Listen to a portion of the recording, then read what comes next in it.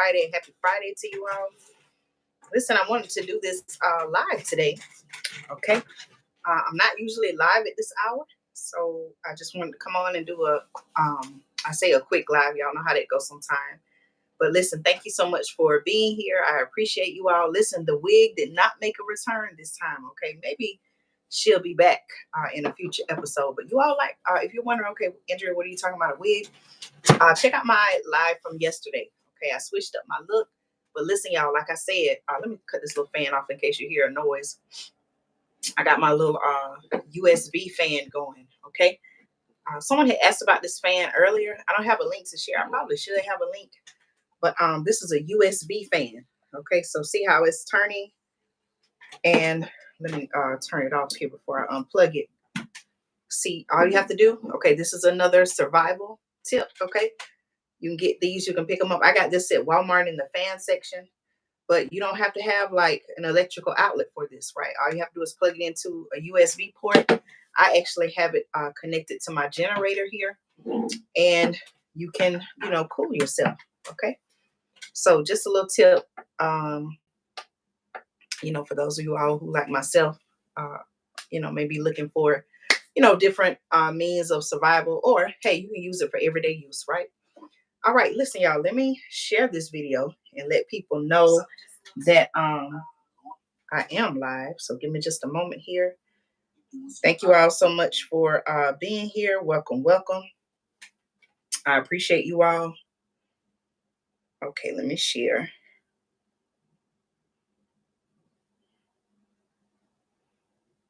All right, hello to everyone tuned in. Thank you all so much. Please like this video, share this video, leave a comment so that I know all of that is working.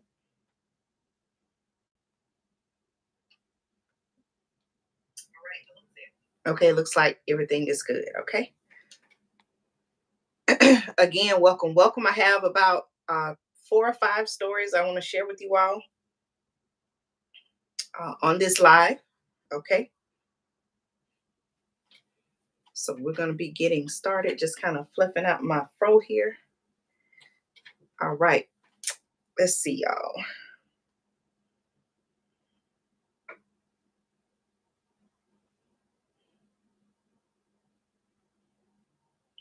Share this video.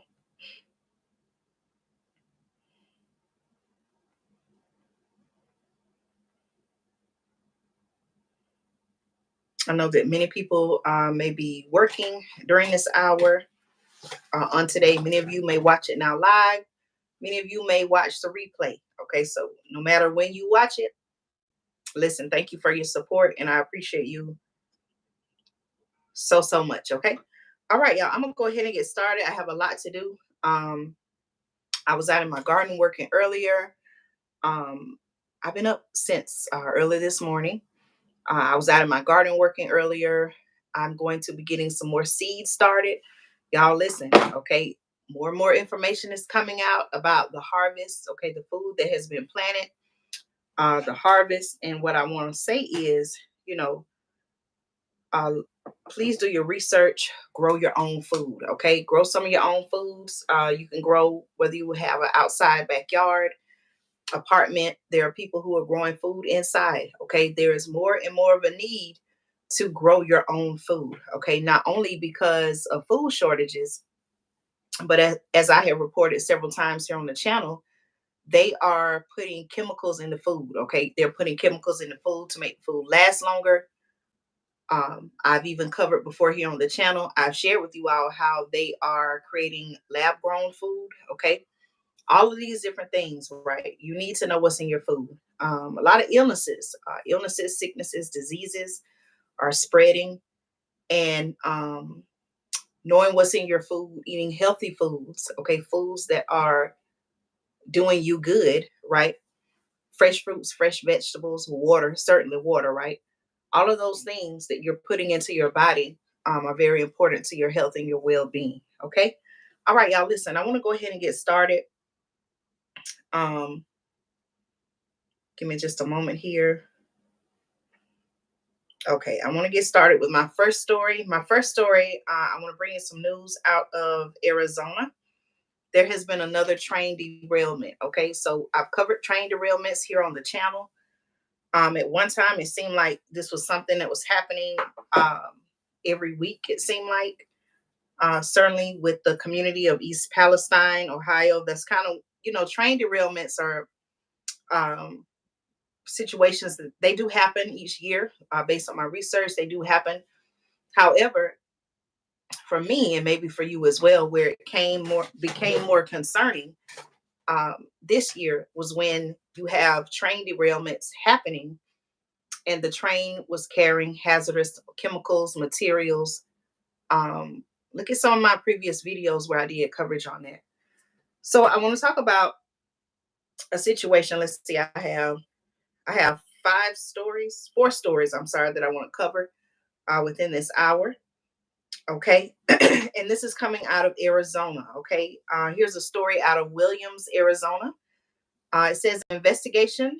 This is my news source. An investigation is underway after nearly 24 train cars derailed late Wednesday night in Coconino County. Okay. Coconino, Coconino County.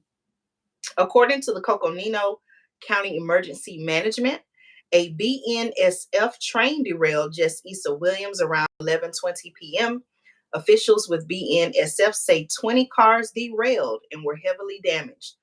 The train was carrying new cars, trucks, and vans, and no one was hurt. Okay, so according to, well, let me keep reading, y'all. Okay, Coconino County Emergency Management arrived at the scene early Thursday morning, confirming no hazardous materials were involved. Luckily, there was also no impact on area homes or county infrastructure. The derailment happened near a home south of the tracks and a sawmill on the north side. Okay. Damage was limited to the BNSF cars, rail lines, and right of way. The Coconino Emergency Management put out a statement, or someone commented, Tim Carter, who commented, and I quote, "It was a pretty major derailment, and to have no injury, no loss of life is pretty impressive." Okay. Now, BNSF at the time of this article is working to clear the track and begin its investigation into what caused the derailment. The Federal Railroad Administration, or the FRA, has also sent an inspector to the scene to conduct an investigation. Okay. Someone was quoted as saying, a resident of the area was quoted as saying, and I quote, "I heard this really loud crash, just bang, bang, bang, 3 bangs like that. It didn't worry me even when they showed me the pictures. I saw it was train transport rail cars, and I thought, that's not a big deal." The person also mentioned he feels lucky there were no injuries or chemical spills, saying this was the best case scenario and things could have been a lot worse. Okay. They are working. Okay. The National Safety Transportation Board um, is working with a rail expert to reconstruct accidents like Thursday's near Williams. And let's see what this is saying. Arizona's family investigates looked into BNSF and the derailment. BNSF runs in central and northern Arizona for 650 miles of rail. It's the second largest in the state, behind Union Pacific. Okay. Since 2018, there have been more than 80 reported derailments in the state. Nearly 50% of those were Union Pacific, 40% were from BNSF. Okay. So that's pretty much what it's saying, y'all. Thankfully, it's unfortunate that that situation happened. Don't quite know the cause of it yet. They're investigating that, but thankfully, okay, at the time of this article and this report, there have been no loss or losses of life. Thankfully, no chemical spills that we know of. Okay, so it looks like basically some rail cars that were carrying trucks, vans, vehicles. Okay, they were carrying new cars, trucks, and vans. Okay, so that is what was being carried on the rail cars, and thankfully that we know of, y'all, not any chemical spills. Okay. All right. So again, hello to everyone joining in. Thank you all so much for your support. Okay. All right. So again, I wanted to give you news out of Arizona. Okay, that there was a train derailment. Okay. here in Georgia. Okay, my next story here in Georgia where I am. Okay, listen, y'all. I have been covering what's been happening in New York City. Okay, I did a video talking about the air quality there. If you're not aware, please make sure you check out the video on the channel where I covered what was happening in New York City as well as other cities and states across the United States. Allegedly, there are wildfires in the country of Canada that have spread so much so that it is traveling down from Canada and affecting the East Coast states along the East Coast as well as other parts of the United States. Okay. Now, when I heard about this story, I immediately became concerned because, okay, if they're talking about the East Coast, is this traveling down south? And in my previous video, I did report that the article I was reading said that the smoke had traveled down as far south as South Carolina. Well, the state of Georgia borders South Carolina, right? So I became concerned. But now listen to this, y'all. This morning, okay, we were alerted in Georgia. There's a code orange air alert. Okay, code orange air alert issued for Metro Atlanta for Friday. Now, let me speak about what that means. Okay. According to my news source, okay, the Georgia Department of Natural Resources Environmental Protection Division has issued a code orange air quality alert for Metro Atlanta for Friday, June 9th. That's today, okay? A code orange alert. What does that mean, Andrea? I'm glad you asked, okay? I'm wondering myself, right? A code orange alert means that the outdoor air quality is likely to be unhealthy for some people. Okay, now who are these some people, right? The news source says children, people who are sensitive to ozone, and people with heart or lung disease are advised to limit prolonged outdoor exertion during the late afternoon and early evening hours when ozone concentrations are at their highest. Okay. Now, the article says if breathing becomes difficult, individuals are advised to remain indoors during code orange air quality alert days. Okay. And I also posted about this on the community tab, so you can check out the pictures. I took a screenshot of the National Weather Service. They released some information on Twitter. It looks like they released a chart of the air quality index. It's color coded, so you can check out the community tab and look at that. But the National Weather Service said on Twitter today or yesterday, the air quality is reported using the Air Quality Index or AQI. Do you know what these numbers and their corresponding levels mean? View the chart. Again, I have the chart, a picture of the chart on the community tab. So you can check that out there as well. Okay, smoke from Canadian wildfires. Smoke from Canadian wildfires has been moving southward over the Midwest and Eastern seaboard this week, leaving limited visibility and unhealthy air quality conditions this week. In addition to the air quality conditions, the smoke has also created limited visibility, forcing the Federal Aviation Administration to stop or slow air traffic at airports. Okay, similar alerts, the article says, have been raised in surrounding states due to the anticipated unhealthy outdoor air quality. Okay, another source I read, y'all, was trying to make it seem like that the code orange alert that was put out for Metro Atlanta, they were trying to make it seem like it had nothing to do with the what was going on as far as the Canadian wildfires. But instead of that, they made it seem like it just had something to do with the ozone. Okay. My question is, what's really going on? I have not really researched the start of the Canadian wildfires, but I do remember there was one subscriber supporter who shared that, allegedly they were purposely started. So my question is, what's really going on, y'all? Have you ever really heard about wildfires in Canada? I can't say that I have, but I'm not. I'm also at the same time, I'm not claiming to know everything about Canada. Most of the time, when we hear about wildfires, from my research, they happen in California, maybe other parts of the West. But Canadian wildfires, I can't really say I've heard of that. I'm not saying that it's not true, but my question is, what's really going on with that? Okay, so if you're in the Metro Atlanta area and you are a part of one of these groups that they're saying sensitive groups, people sensitive to ozone, children, they're advising you, people with heart and lung disease, they're advising you to limit prolonged outdoor exertion during the late afternoon or early evening hours, okay, when ozone concentrations, they're saying, are at their highest. Okay, so please be careful, use caution, use wisdom. Okay, I was outside earlier this morning. Like I said, I was working in my home garden. I was fine. I didn't have any trouble breathing. Um, I mean, the sky was clear. Okay, the atmosphere was clear. It wasn't. It didn't look. It definitely did not look like the pictures that we saw out of New York. And I plan on getting back outside later on this evening. Okay. All right, y'all. Listen. So far we've talked about the train derailment in Arizona. I talked about the code orange alert in Metro Atlanta, Georgia. The next story I want to talk about.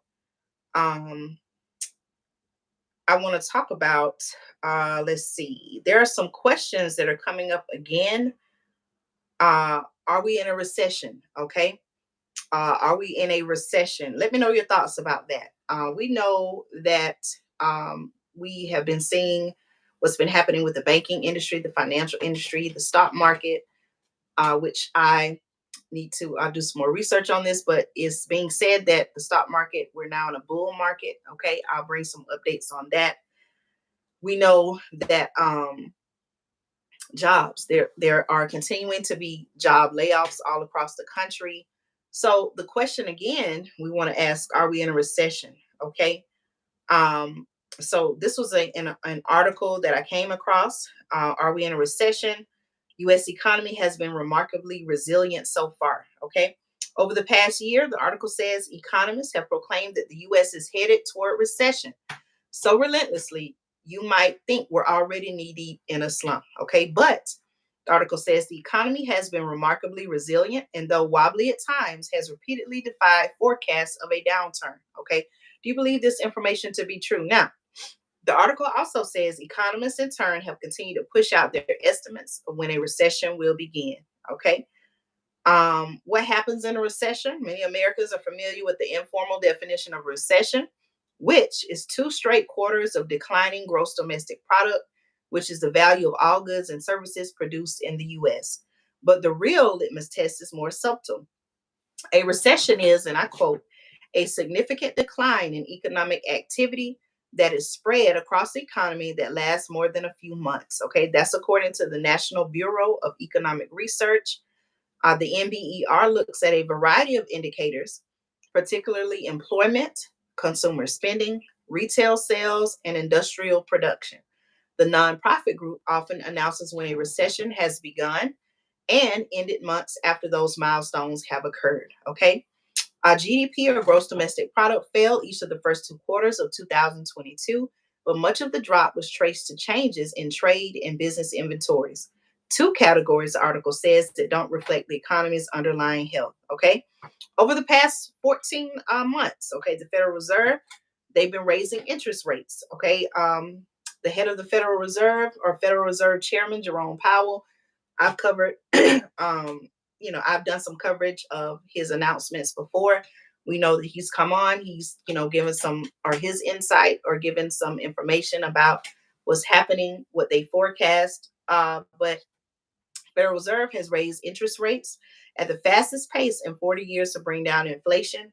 Do you think that is the solution to it, to lowering inflation? Now, typically, the article says when the Fed hikes rates so aggressively, borrowing to buy a home, build a factory, and make other purchases becomes much more expensive. Economic activity declines, the stock market tumbles, and a recession results. Okay, so please let me know your thoughts. Are we in a recession right now? Do you feel like we're in a recession right now? Okay, y'all, the last story that I want to cover, and then I'm going to get out of here. Listen, last night, or on yesterday rather, I got a report. President Trump put out some information on his platform, Truth Social, that he has been indicted. Okay, I didn't want to report on it at the time. I kind of wanted to wait for more information to come out. But now I want to update you. Okay, so it looks like, so President Trump announced in Thursday night post on his Truth Social platform that prosecutors had notified his attorneys that he had been indicted. Okay. It was confirmed soon after that he faces 7 charges. Listen, y'all, okay? They include making false statements and conspiracy to obstruct. Okay, Trump's lawyer, James Trusty, told CNN on Thursday the charges also include willfully retaining documents in violation of the Espionage Act. Okay, so all of this, y'all, all of this from my research is related to um, what they're saying. Let me just read the information. Okay, according to, this is from CNBC, the former president had kept reams of classified documents in boxes at his Mar-a-Lago resort in South Florida until federal agents raided it last year and seized the records. Okay, you all remember when all of this happened? I brought you all coverage about that. So, President Trump, okay, President Donald Trump has become the first U.S. president, okay, former or otherwise, to be indicted on federal criminal charges. Again, y'all, I want to ask the question, what's really going on? We know that he has announced his intention to run for president in the 2024 U.S. presidential election. All of this, it seems like something's getting in my eye. All of this, it seems, the timing of this is very concerning.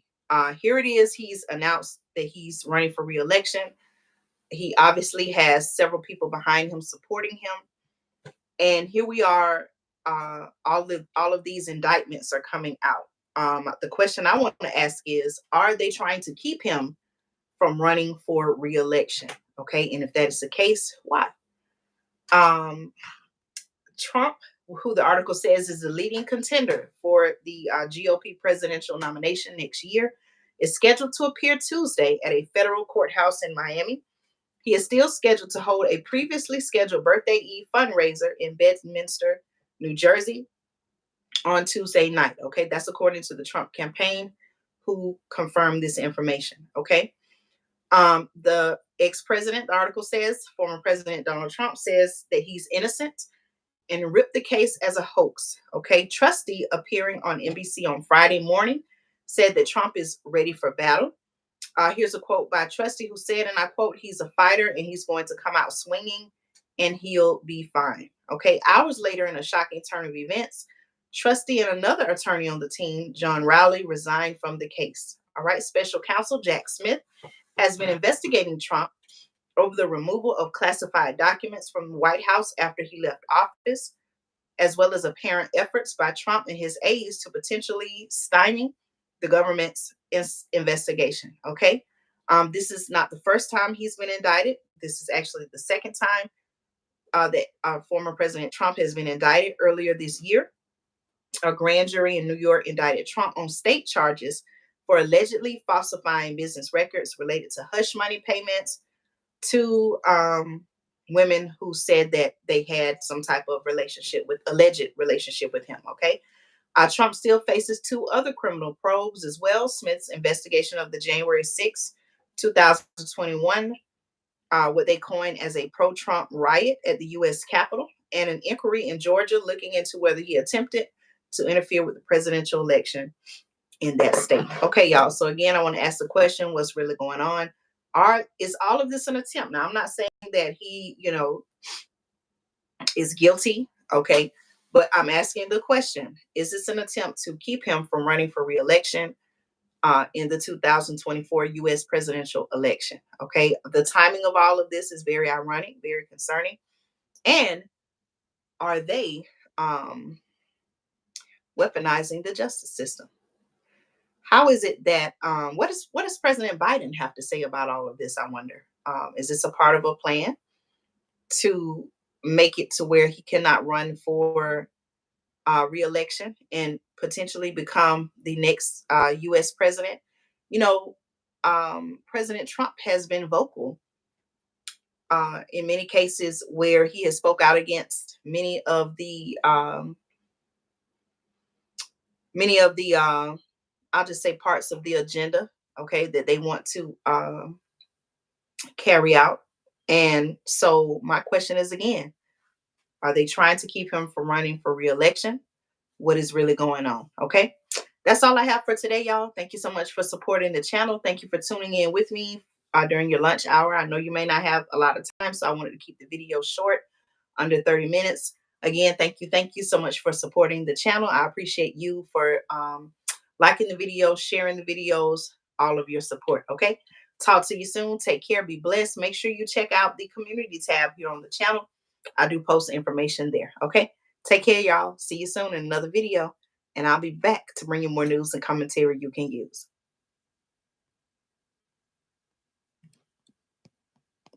Uh-oh, y'all. I'm trying to end the video. And it's for some reason it's not working. Let me see. Am I doing something wrong here? Okay, we may have to keep going, y'all. I'm not exactly sure. Let's see here. All right, I'm trying to end. All right, y'all. So listen, I'm gonna go ahead and I may have to. I don't know what's going on, y'all. For some reason, it's not wanting to end. Okay. Well, y'all take care. I may have to do something else with the video, but y'all take care. Okay. I'm gonna see what's actually going on. Y'all know this platform sometimes it don't want you to be great. Okay. Take care, y'all.